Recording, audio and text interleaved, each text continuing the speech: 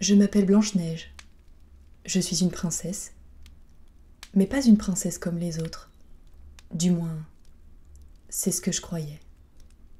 Ma vie a changé lorsque ma belle-mère, la reine, est devenue si jalouse de ma beauté qu'elle a décidé de me faire disparaître. Je vivais dans un grand château, entouré d'amour. Mon père, le roi, était d'une bonté sans égale. Et ma mère, ma douce mère, est morte quand j'étais toute petite. Mon père épousa une autre femme, qui devint reine à son tour. Elle semblait gentille au début, mais au fil du temps, elle devint de plus en plus étrange. Elle se regardait sans cesse dans son miroir magique, auquel elle demandait « Miroir, miroir, qui est la plus belle ?» Et chaque fois, il lui répondait qu'elle était la plus belle. Mais un jour, sa réponse changea. « Tu es belle, ô reine, mais aujourd'hui, Blanche-Neige est 100 fois plus belle que toi. » Cette réponse la rendit folle de rage. Elle ordonna à son chasseur de m'emmener dans la forêt et de me faire disparaître.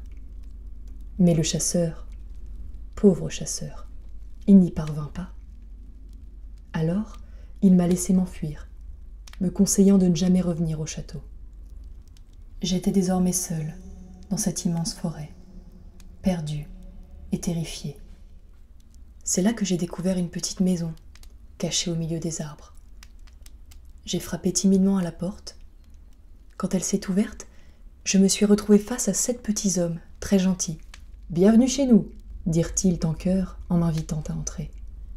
Ils se nommaient Grincheux, Prof, Joyeux, Simplet, Dormeur, Atchoum et Timide. Ensemble, ils formaient une drôle de petite famille. Et bien vite, devinrent mes amis. Leur rire et leur bienveillance me réconfortaient. Chaque jour, ils allaient travailler à la mine, pendant que je m'occupais à lire, dessiner, cueillir des fleurs. Cependant, la méchante reine n'avait pas oublié ma beauté. Le miroir magique lui révéla que j'étais toujours en vie. Elle prépara alors un piège. Alors que les nains étaient partis travailler, elle se déguisa en vieille marchande et vint frapper à la porte de la chaumière. « Ma chère enfant, une pomme bien mûre et juteuse, pleine de vitamines. Mange, et tous tes vœux se réaliseront. » Je ne me suis pas méfiée. Elle semblait si gentille. Alors, sans réfléchir, j'ai croqué dans la pomme.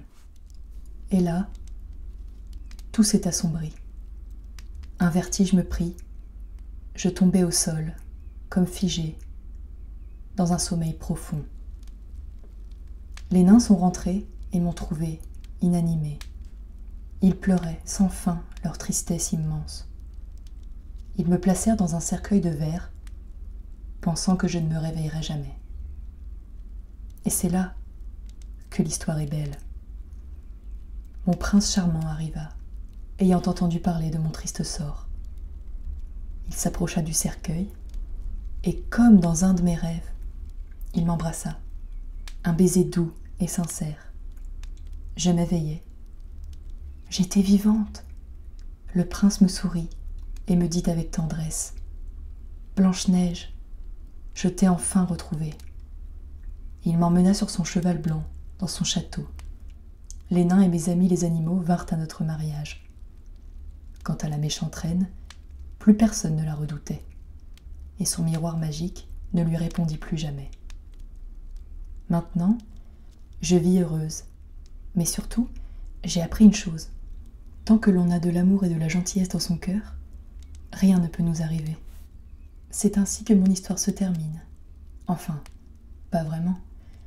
J'ai trouvé le bonheur et je continue à vivre des aventures. J'espère que vous aussi.